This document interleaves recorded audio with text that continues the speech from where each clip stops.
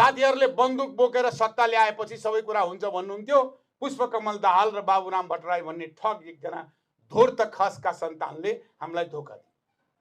साँचो भन्ने कुरा त यही हो साँचो कुरा। अनि जनसङ्ख्या हाम्रो अनि राज तिम्रो। संख्या हाम्रो छ 85%। बहुजन मूल निवासीको जनसङ्ख्या कति हो? 85%।